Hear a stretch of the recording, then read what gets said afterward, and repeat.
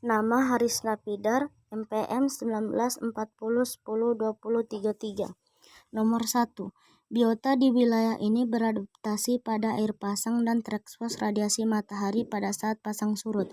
Pada saat terendam air, organisme harus beradaptasi dengan kehidupan di bawah air yang dingin dan dinamika air yang tinggi pada saat ombak datang. Pada saat surut, daerah ini terbuka sehingga sangat rentan terhadap udara kering dan temperatur yang tinggi. Contohnya kelompok bulu babi dan bintang laut yang biasanya akan berlindung di bawah bebatuan atau dalam kolom air apabila kondisi lingkungannya terlalu panas atau bersembunyi dari predator. Nomor 2. Habitat bersubstrat lunak ditandai oleh tipe dasar yang bervariasi antara lumpur halus sampai pasir kasar.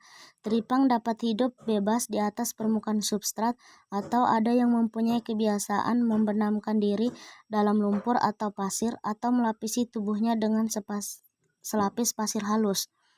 Nomor 3.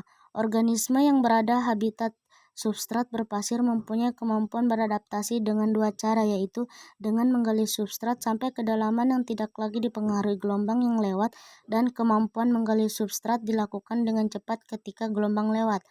Contohnya pada moluska yang mengubur dirinya dan cenderung mempunyai cangkang yang licin dan berat. Nomor 4. Gigantisme yaitu kecenderungan makhluk laut seperti invertebrata, avertebrata, dan semua makhluk laut lainnya lebih besar di perairan laut dalam dibandingkan hewan-hewan kerabat mereka yang hidup di perairan laut dangkal. Ciri-ciri gigantisme yaitu sulitnya persaingan mencari makanan, mempunyai tekanan yang lebih besar, dan suhu yang lebih dingin. Nomor 5.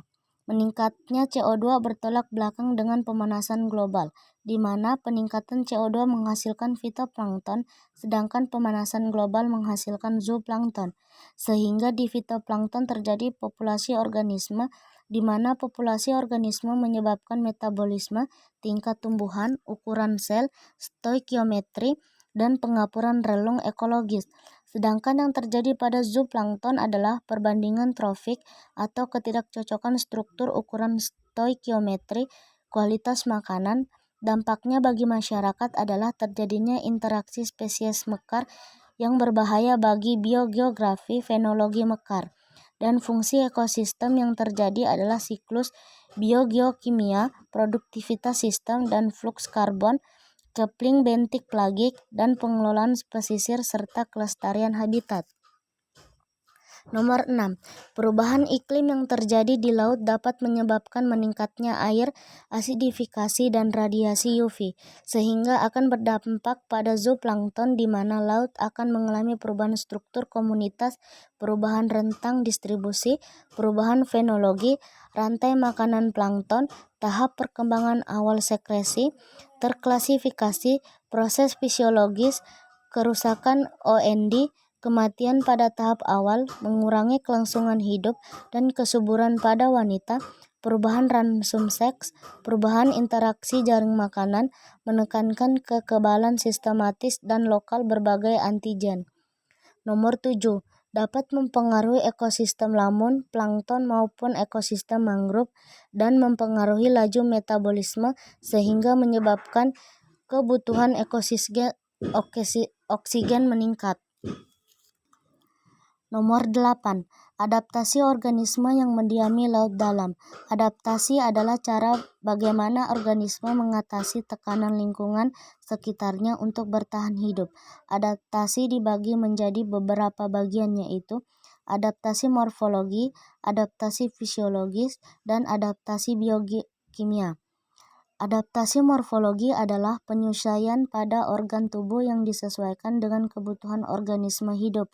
Pada biota laut, dalam adaptasi morfologi dapat dilihat dari bentuk tubuh biota laut dalam yang kecil dan pada umumnya bertubuh transparan karena tubuhnya tidak mengandung pigmen. Dengan ciri-ciri umum mereka adalah mulut yang melebar, rahang yang kuat, dan gigi-gigi tajam. Adaptasi fisiologis adalah penyesuaian yang dipengaruhi oleh lingkungan sekitar yang menyebabkan adanya penyesuaian alat-alat tubuh untuk mempertahankan hidup dengan baik. Bentuk adaptasi fisiologi biota laut dalam adalah organisme laut dalam yang mempunyai kapasitas untuk mengolah energi yang jauh lebih efektif dari makhluk hidup di darat maupun zona laut.